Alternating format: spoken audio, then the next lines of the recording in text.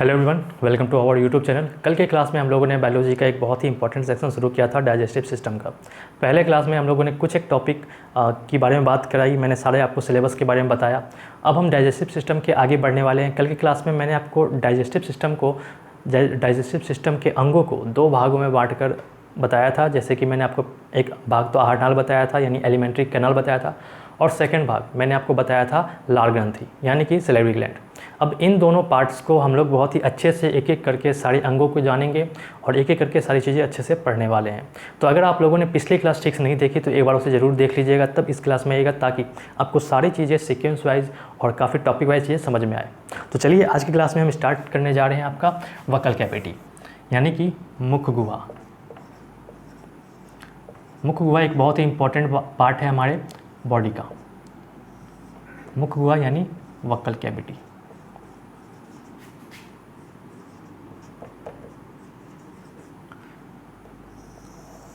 जैसा कि आपको नाम से ही लग रहा है मुख गुहा, यानी कि मुख की मैं बात कर रहा हूँ। तो ये जो मुख गुहा है, देखिए इसका कार्य क्या होता है। तो सबसे पहले इसका जो कार्य होता है ये होता है भोजन को पीसना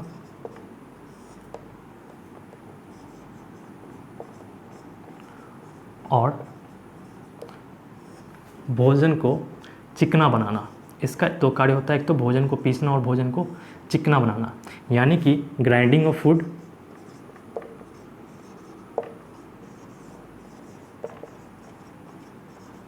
और दूसरा लुब्रिकेंट, मतलब कि भोजन को चिकना बनाना।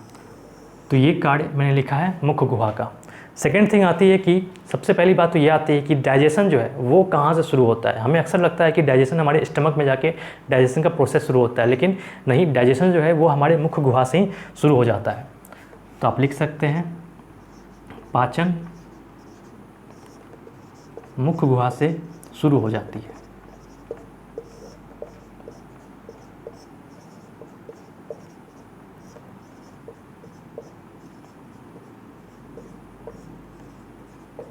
ठीक है, सबसे पहले पाचन होता किसका है? तो सबसे पहले पाचन होता है स्टार्च का। स्टार्च को बदला जाता है माल्टोज में।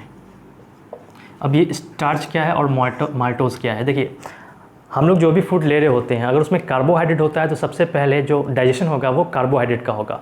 स्टार्च कार्बोहाइड्रेट का ही पार्ट है। ये स्टार्च और ये माल्टोज, हम लोग जब कार्बोहाइड्रेट पढ़ेंगे तो उसमें जानेंगे इसके बारे में। ये स्टार्च और माल्टोज जो है कार्बोहाइड्रेट का ही पार्ट है। फिलहाल आप इतना जानिए, ये जो स्टार्च है इसे हम लोग मोनोसेक्राइड कहते हैं। मोनोसेक्राइड कार्बोहाइड्रेट है, और जो माल्टोज है ये डाइसेक्राइड कार्बोहाइड्रेट है। ठीक है, तो इसको मोनोसेक्राइड को चेंज किया जाता है डाइसेक्राइड में, यानी माल्टोज को चेंज किया, स्टार्च को चेंज किया जाता है माल्टोज में। फिलहाल आपको यही ध्यान में रखना है। तो क्या कंप्लीट डाइजेशन हो पाता है? तो बिल्कुल नहीं, इसे हम कंप्लीट डाइजेशन नहीं कहेंगे, इसे हम कहते हैं आंशिक पाचन। तो हमारे मुख गुहा में जो है आंशिक पाचन होता है।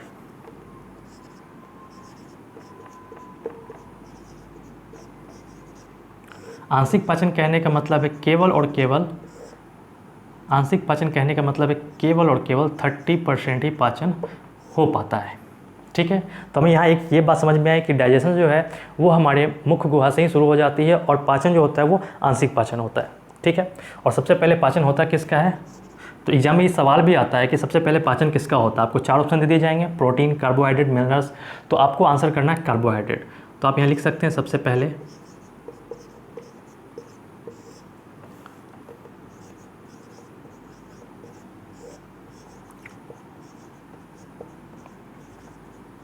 कार्बोहाइड्रेट का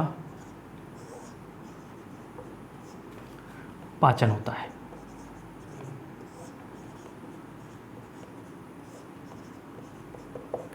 चलिए, यहाँ तक तो बातें क्लियर हैं। अब हम लोग आते हैं कि इसके भाग क्या होते हैं, कितने भाग होते हैं, मुख गुहा के कितने भाग होते हैं। मुख गुहा के भाग, चलिए आप जानते हैं कि मुख गुहा के कौन कौन से भाग होते हैं। देखिए, इसका जो पहला भाग होता है वो होता है होंठ, लिप्स। इसका जो दूसरा भाग होता है वो होता है जीभ, यानी कि टंग। और इसका जो तीसरा भाग होता है वो होता है दांत। ये जो दांत वाला भाग है इससे काफ़ी सवाल आपके एग्ज़ाम में पूछे जा चुके हैं, तो ये सेक्शन आप काफ़ी अच्छे से तैयार कर सकते हैं। तो देखिए, मुख गुहा के बेसिकली 3 भाग होते हैं, होंठ, जीभ और दांत। तो सबसे पहले हम लोग जानते हैं कि होंठ क्या करता है, होंठ का कार्य क्या होता है।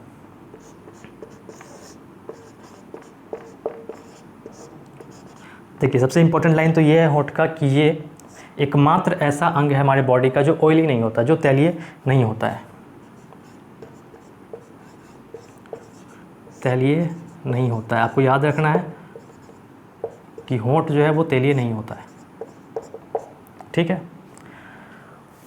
सेकंड, होंठ करता क्या है, ये द्रव्य भोजन को, यानी जो लिक्विड फूड है उसको बाहर नहीं आने देता।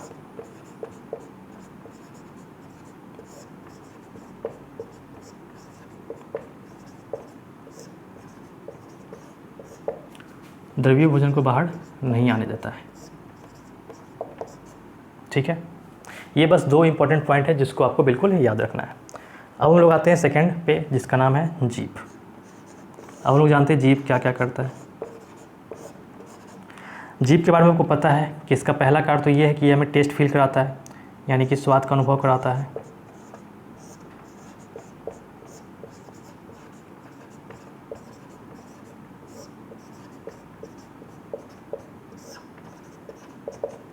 कहने का मतलब जीभ की वजह से हम लोग टेस्ट फील कर पाते हैं। अब जीभ में कौन वाले भाग से कौन सा टेस्ट फील होता है ये भी मैं आपको बताऊंगा।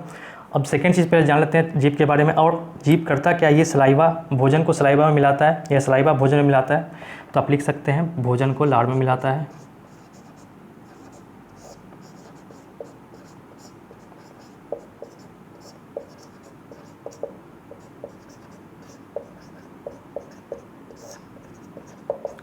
थर्ड चीज़ है कि ये बोलने में सहायक होता है।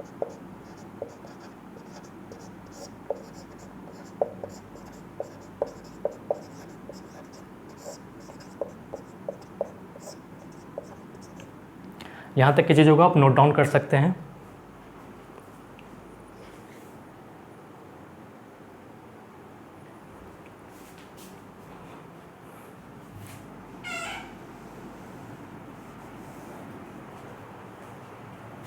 यहाँ पर लिखेंगे बोलने में सहायक होता है।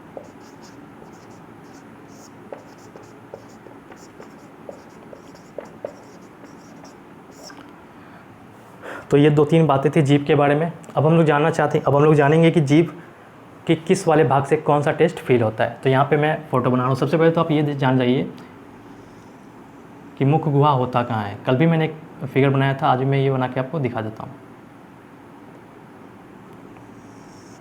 देखिए, ये वाला जो पार्ट है ये होता है मुख गुहा, यानी कि वक्कल कैविटी, ठीक है। यहाँ तक चीज़ आपको समझ में आ गई। अब हम लोग ये देखते हैं कि हम लोग जो टेस्ट फील करते हैं वो जीभ के किस किस भाग से फील करते हैं। ये जो है ये है जीभ, इसका जो आगे वाला भाग है ये वाला भाग, यहाँ से हम लोग फील करते हैं मीठा, मतलब कि स्वीट, राइट। अब ये वाला जो भाग है यहाँ से हम लोग फील करते हैं साल्टी, यानी कि नमकीन, ठीक है। इसका जो लिटरल भाग है, यानी ये दोनों भाग, इस दोनों वाले भाग से हम लोग खट्टा फील करते हैं, यानी कि सावर फील करते हैं, ठीक है। अब यहाँ पे एक पार्ट होता है जीभ का जहाँ पर कोई टेस्ट नहीं होता, यहाँ से कोई भी टेस्ट फील नहीं होता, ये वाला भाग, ठीक है। इसको मैं क्रॉस कर रहा हूँ। अब इसके पीछे वाले भाग पे आ जाए। जीभ के इस वाले भाग से हम लोग कड़वा फील करते हैं, यानी कि बीटर फील करते हैं, ठीक है। तो आप इन चीज़ों को बिल्कुल याद रखेंगे। आपके एग्जाम में पिछले एग्जाम में कई बार पूछा भी गया है कि हमारे जीभ के अग्रभाग से हम लोग कौन सा टेस्ट फील करते हैं, तो आपको याद रखना है मीठा फील करते हैं, ठीक है। तो आप इस फिगर को भी जरूर बना लें। अब इतना सब कुछ जानने के बाद हम लोग ये जानने वाले हैं कि हम लोग जो टेस्ट फील करते हैं वो एक्चुअल में कैसे फील करते हैं, किसकी वजह से फील करते हैं। तो आइए जानते हैं उस बारे में।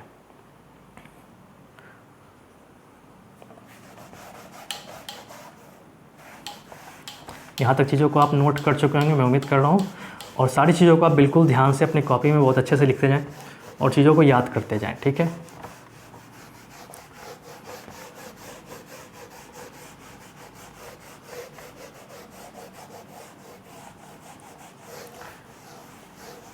चलिए अब हम आते हैं कि हम लोग टेस्ट फील करते कैसे। देखिए टेस्ट जो हम लोग फील करते हैं, हमारे जीभ के अंदर में एक स्ट्रक्चर होता है जिसको हम लोग कहते हैं स्वाद कलिकाएं। अब मैं जो यहाँ फिगर बनाने वाला हूँ वो जीभ के अंदर का भाग होगा, तो बिल्कुल ध्यान से आप देखेंगे।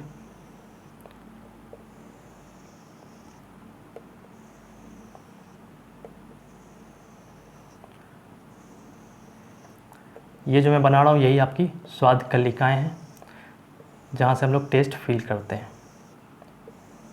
तो आप बिल्कुल ध्यान से देखेंगे, ठीक है। ये सारे एक जगह यहाँ पे आके ज्वाइंट होते हैं।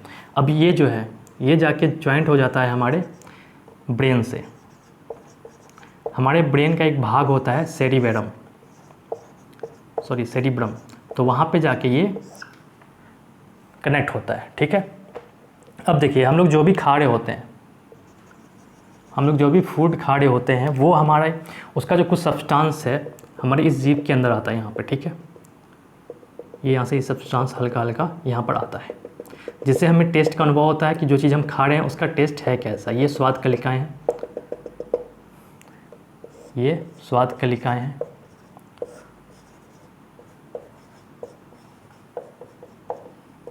जिसे हम कहते हैं टेस्ट बड्स,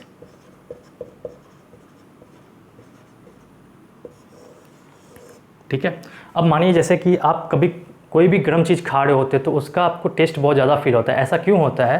क्योंकि जब हम लोग कोई गर्म चीज़ खा रहे होते हैं तो ये सब आपस में फैल जाता है, जितनी भी स्वाद कलिकाएं ये फैल जाती है, जिस वजह से जो वो गर्म चीज़ है उसका सब्सटेंस हमें अधिक मात्रा में मिलता है, जिससे हमें स्वाद अधिक फील होता है। लेकिन जब हम कोई ठंडी चीज़ खा रहे होते हैं तो इसका जो सरफेस है ये सिकुड़ने लगता है। सिकुड़ने की वजह से ये होता है जो भी ठंडी चीज़ हम खा रहे हैं उसका सब्सटेंस बहुत कम ही मात्रा में यहाँ तक पहुँच पाता है, जिस वजह से हमें वो ठंडी चीज़ की जो स्वाद है वो फील नहीं होती। जैसे अगर कोई बहुत ठंडा आइसक्रीम खा रहे होते हैं तो उसका भी टेस्ट आपको अच्छे से फील नहीं होता, लेकिन अगर आप कोई गर्म चीज़ खा रहे होते हैं, जैसे अगर आप कोई सूप पी रहे होते हैं तो उसका आपका टेस्ट बहुत अच्छा फील होता है। उसका कारण क्या है? उसका कारण यही है, इसके सरफेस का सिकुड़ना या फैलना, ठीक है। अब लगभग हमारे जो जीभ है इसमें 8,000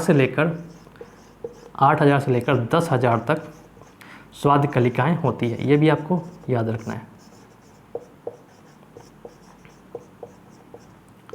और महिलाओं में पुरुषों से ज़्यादा स्वाद कलिकाएं होती है, इस वजह से महिलाओं को टेस्ट ज़्यादा फील होता है। ये 2 पॉइंट आपको बिल्कुल इसमें याद रखनी है। अब इसका स्ट्रक्चर भी आप बना सकते हैं। अच्छा, इसका ऊपर वाला जो भाग है इसको हम लोग कहते हैं माइक्रोविलाई। ये जो आपका कार्टिनोमा संरचना दिख रहा है इसको हम लोग बोलते हैं माइक्रोविलाई, या हिंदी में से कहते हैं अंकुर। आप इसे भी बिल्कुल याद रखेंगे। चलिए, यहाँ तक चीज़ों को मैंने आपको समझा दिया। अब हम लोग आते हैं टीथ पे। अब हम लोग दांतों के बारे में पढ़ेंगे, और दांत वाला जो भाग है ये बहुत इंपॉर्टेंट है आपके एग्जाम के पॉइंट ऑफ व्यू से। यहाँ से काफ़ी अच्छा सवाल पूछा जाता है हर बार, तो आप बिल्कुल अच्छे से इसको पढ़ लीजिएगा, ध्यान रख लीजिएगा, इसका याद कर लीजिएगा इसको, ताकि आपको एग्जाम में कोई समस्या ना हो।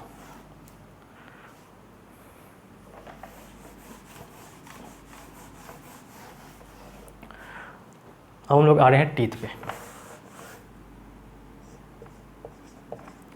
काफ़ी अच्छे से टीथ को पढ़ेंगे ताकि आपको कोई भी कन्फ्यूजन ना रहे इसमें। देखिए, सबसे पहला बात तो ये है कि स्टडी ऑफ टीथ यानी दांतों का अध्ययन क्या कहलाता है।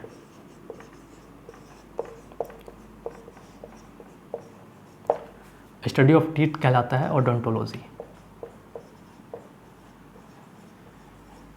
आपको बिल्कुल याद रखना है, ओडोंटोलॉजी।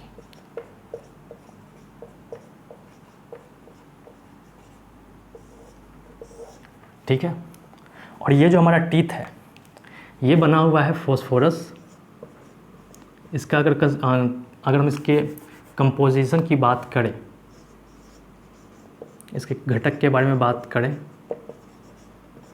तो ये बना हुआ है फॉस्फोरस और साथ ही कैल्शियम से।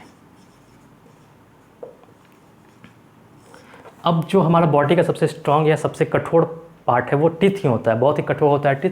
क्यों होता है? क्योंकि इसमें जो कैल्शियम की मात्रा होती है वो होती है 98%, यानी कि 98%। अब कैल्शियम क्या करता है? तो कैल्शियम का कार्य होता है हार्डनेस प्रदान करना, ठीक है, कठोरता प्रदान करना। इस वजह से हमारा जो टीथ है वो बहुत ही स्ट्रॉन्ग होता है। तो बिल्कुल आपको याद रखना है हमारी टीथ की जो कंपोजिशन है, जो घटक है, वो क्या है, फॉस्फोरस और कैल्शियम, यानी फॉस्फोरस और कैल्शियम से हमारी टीथ बनी हुई है। चलिए अब यहाँ से हम लोग आते हैं दूसरी चीज़ पर। अब हम जानते हैं टाइप ऑफ टीथ। यहाँ तक चीज़ों को आप बिल्कुल ध्यान में रख लीजिएगा, अपनी कॉपी में नोट कर लीजिएगा बिल्कुल अच्छे से।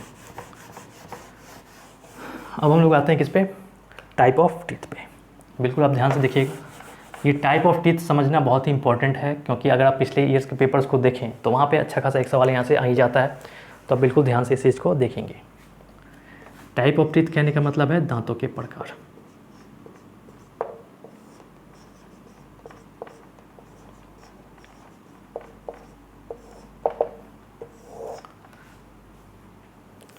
अब ये जो हमारे दांत होते हैं वो बेसिकली कितने टाइप के होते हैं, 3 टाइप के होते हैं। एक तो आपका दांत होता है विषमदंती, ये मैं बस टाइप बता रहा हूँ, विषमदंती, ठीक है। दूसरा होता है द्विबारदंती,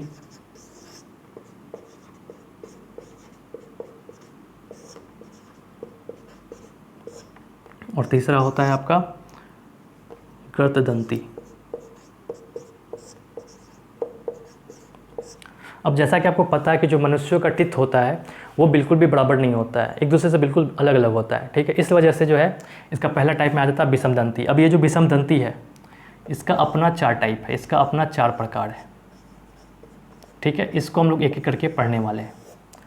विषमदंती कहने का मतलब है सभी दांत आपस में बराबर नहीं होते हैं। द्विबारदंती मतलब मनुष्यों के जीवन काल में दांत 2 बार आता है, एक बार तो दूध का दांत, उस दांत को टूट जाने के बाद फिर से एक दांत आता है। इस वजह से हम इस दूसरा जो टाइप है ये द्विबारदंती का है।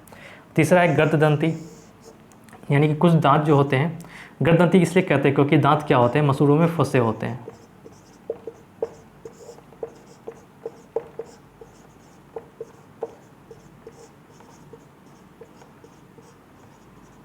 ठीक है। तो इस वजह से हम इसे क्या कहते हैं, गर्तदंती कहते हैं। तो बेसिकली ये दांतों के जो प्रकार हैं मेजरली ये 3 टाइप के होते हैं, बट ये जो विषमदंती है, विषमदंती के अपने 4 प्रकार होते हैं, ठीक है। इसे कहते हैं हेट्रोडोंट,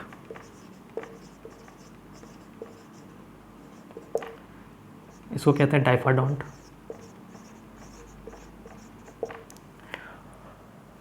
और इसे थियोकोडोंट। तो इन चीज़ों को आप बिल्कुल ध्यान में रखिएगा। अब ये जो विषमदंती है, इस विषमदंती का अपना 4 टाइप होता है। अब हम लोग आते हैं विषमदंती के प्रकार पर। विषमदंती के प्रकार,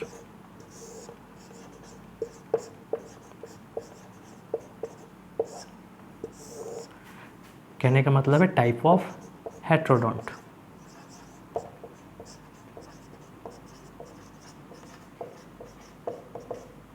देखिए इसका जो पहला टाइप होता है हेट्रोडोंट का, वो होता है इंसीजर, यानी कि कृतंक,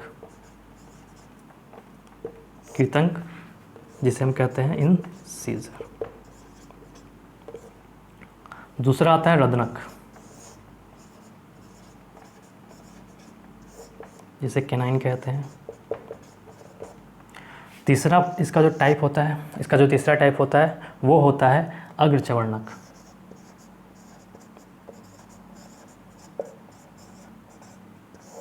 जिसे हम कहते हैं प्री मोलर। लास्ट इसका टाइप होता है जिसे हम कहते हैं चवर्णक, मतलब कि मोलर। तो यहाँ तक की बातें आपको बिल्कुल समझ में आ रही होगी। मैंने आपको बताया कि दांतों के प्रकार, ठीक है, दांतों के कितने प्रकार होते हैं, बेसिकली 3 टाइप के होते हैं, विषमदंती, द्विबारदंती और गर्तदंती। विषमदंती कहने का मतलब है कि जो हमारे दांत होते हैं वो आपस में बराबर नहीं होते। दांत जो बराबर होते हैं वो सिर्फ रेप्टाइल्स के होते हैं, जैसे मगरमच्छ हो गया, उसके दांत आपस में बराबर होते हैं, बट हमारे दांत समान बिल्कुल नहीं होते हैं।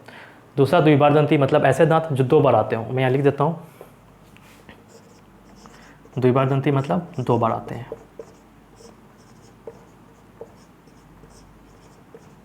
ठीक है। जो थर्ड है वो है गर्तदंती, जो दांत मसूड़ों में फंसे होते हैं, गर्तदंती कहलाते हैं, ठीक है। अब ये जो विषमदंती है इसकी आपस में 4 प्रकार होते हैं, क्योंकि विषमदंती क्या होता है कि सब आपस में बराबर नहीं होता, जो अलग अलग डिफरेंट हमारे दांत हैं, जो टीथ हैं, उनको अलग अलग कैटेगरी में बांट दिया गया है, जैसे कृतंक। तो ये जो कृतंक होता है इसका काम क्या होता है, कृतंक का काम होता है काटने का, इसका कार्य होता है काटना, मतलब कटिंग करना। ठीक है, नीचे शायद आपको नहीं दिख रहा होगा, मैं यहाँ लिख देता हूँ। अग्रचवर्णक,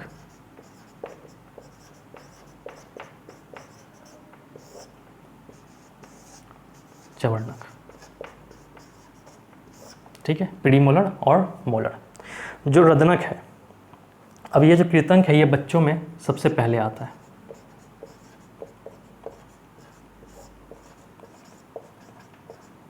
क्योंकि ये आगे में होता है, आगे का जो दांत होता है बच्चों का उसको हम लोग इंसीजर कहते हैं, कृतंक कहते हैं। अभी जो रदनक है इसका कार्य होता है भोजन को फाड़ना।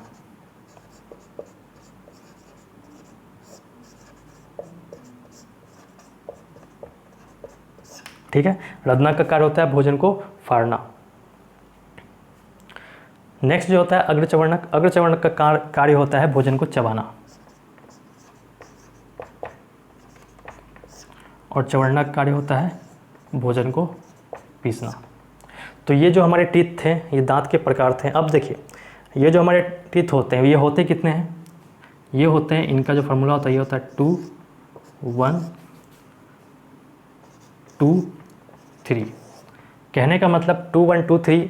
अब हम लोग जानने वाले दंत सूत्र के बारे में। अगर मैं बात करूं सिर्फ और सिर्फ आपके नीचे वाले भाग का, इस वाले भाग का, ठीक है, उसमें भी अगर मैं नीचे वाले जबड़े को आधा भाग कर दूँ, मानिए एक जबड़ा था उसको मैंने आधा किया और उस जबड़े को, निचले जबड़े को मैंने आधा कर दिया। ठीक है, तो यहाँ पर जो दांत होती है ये वाली दांत, ये आपकी होती है कृतंक, या मैं लिखता हूँ इंसीजर, यानी कि आई से इंसीजर।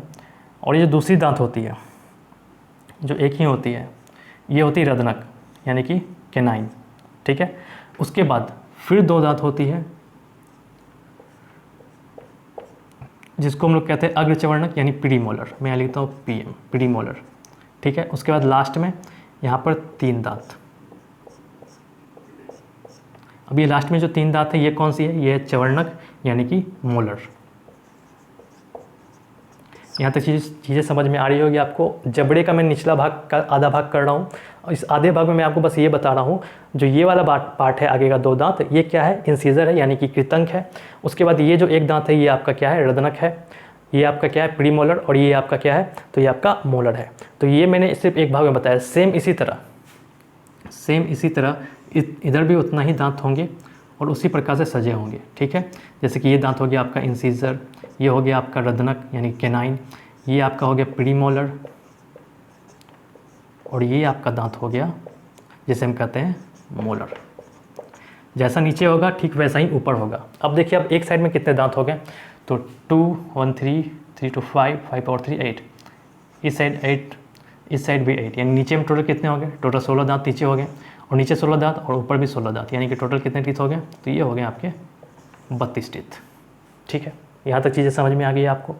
चलिए अब हम लोग आते हैं डेंटल फार्मूला पे। इन चीज़ों का बिल्कुल अच्छे से नोट कर लीजिए। अब हम लोग आ रहे हैं डेंटल फार्मूला पे। डेंटल फार्मूला भी आपको याद रखना चाहिए, ये भी अपने आप में इम्पॉर्टेंट है।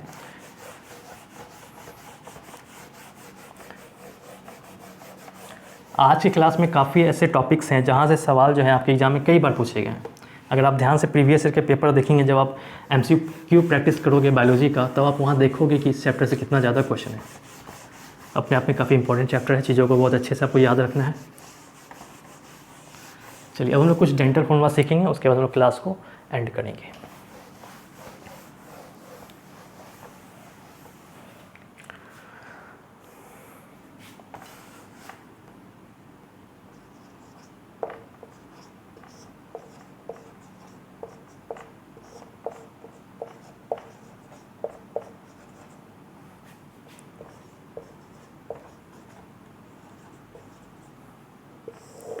देखिए सबसे पहले हम लोग ह्यूमन का डेंटल फार्मूला जानेंगे। ह्यूमन, वैसे ही मानव का और मंकी का डेंटल फार्मूला जो होता है वो सेम ही होता है। ठीक है, क्या होता है, ये होता है 2 1 2 3। ठीक है, अब इस 2 1 2 3 से हम लोग कैसे निकालते हैं कि टोटल टीथ कितना है। सबसे पहले आप क्या कीजिए, सबको ऐड कीजिए, 2 1 3 3 2 5 5 और 3 8, तो यहाँ हो गया 8, यहाँ पर भी कितना होगा 8 ही होगा। अब सबसे पहले तो आप ये समझिए कि जो 2 1 2 3 दी गई है, ये जो आपकी 2 1 2 3 दी गई ये है क्या, तो ये जो 2 है ये आपका क्या है, कृतंक है, कृतंक। ये क्या है आपका, ये आपका रदनक है, ये क्या है आपका अग्रचवर्णक, और ये वाला जो है ये क्या है आपका, तो ये है आपका चवर्णक। ठीक है, तो ये इसी तरह सजी हुई है जैसे कि पहले कृतंक, रदनक, अग्रचवर्णक और चवर्णक, ठीक ऊपर भी वैसा ही है। अब हम लोगों ने क्या किया, इसको ऐड किया, यहाँ पर भी 8, यहाँ पर भी 8। अब इस दोनों को आप 2 से मल्टीप्लाई कीजिए, तो ये कितना आ गया 16, और ये भी कितनी आ गई 16। अब इस 16 और 16 को क्या करना है, ऐड करना है, तो कितना आ जाएगा 32। तो इस तरह से आप डेंटल फॉर्मूला निकाल सकते हैं ह्यूमंस और मंकी दोनों का। चलिए कुछ और डेंटल फॉर्मूला। अच्छा, अगर बच्चे होते हैं चाइल्ड, तो चाइल्ड का डेंटल फॉर्मूला क्या होता है, 2103 2103। अब आप यहाँ पे बता सकते हैं कि इस बच्चे में कौन सा दांत नहीं होता है, तो बच्चे में जो होता है वो अग्रचवर्णक दांत नहीं होता। आप यहाँ देख सकते हैं ये 0 है, ये भी 0 है, हालांकि ये दांत फिर से टूट कर आते हैं। अब इसको आप पहले देखिए कि बच्चे में दांत होते कितने हैं, तो आप 2 1 3 3 3 6, यहाँ पर भी 6, दोनों को 2 से मल्टीप्लाई करें तो कितना आ जाएगा 12, यहाँ पर भी कितना आ जाएगा 12, दोनों को ऐड करने पे कितना आता है 14। तो ये 14 दांत होते हैं, ये दांत होते हैं मिल्क टीथ, यानी कि दूध वाले दांत। ये दांत फिर से टूटते हैं और दूसरा दांत आता है। चाइल्ड का तो हम लोगों ने देखा। अब हम लोग आते हैं एलिफेंट पे। एलिफेंट का डेंटल फॉर्मूला क्या होता है ये जान लेते हैं। हम लोग 2-4 डेंटल फॉर्मूला कोई देख लेते हैं ताकि एग्जाम में अगर पूछे तो आप उसका आंसर कर सकें। तो डेंटल फार्मूला अगर हाथी की बात करें तो वो होता है 1033 और 0033। अब आप यहाँ से बता सकते हैं कि हाथी में कौन सा दांत नहीं होता है, तो हाथी में रदनक नहीं होता है और नीचे में कृतंक नहीं होता है। अब यहाँ से एक सवाल बनता है, जो हाथी के बाहर के जो दांत होते हैं वो क्या कहलाते हैं। तो सबसे पहले मैं इसको निकालता हूँ, ये हैं कितने 3 और 3 6 6 1 7 और नीचे 3 और 3 6, दोनों को 2 से मल्टीप्लाई करेंगे तो ये हो गया 14 और ये हो गया 12। तो ये कितने दांत हो गए, टोटल हो गए 26 दांत हाथी के। अब आप देख सकते हैं ये ऊपर वाला जो हाथी का भाग है यहाँ पे कितने कृतंक है, 1, यानी कि हाथी में सिर्फ और सिर्फ 2 कृतंक होते हैं। तो हाथी का जो बाहर का दांत होता है उसको हम लोग कहते हैं, बाहर का दांत को क्या कहते हैं, टस्क कहते हैं, टस्क या फिर अपर इंसीजर। ठीक है, अपर इंसीजर या टस्क कहते हैं हाथी के बाहर के दांत को। आपको बिल्कुल याद रखना है कि हाथी के बाहर के दांत क्या कहलाते हैं, तो आपका आंसर हो जाएगा टस्क। ठीक है, तो ये था एलिफेंट का ऊपरी कृतंक कह सकते हैं। चलिए अब यहाँ तक आपको चीज़ समझ आ गई होगी। मैं और 1-2 बता देता हूँ आपको।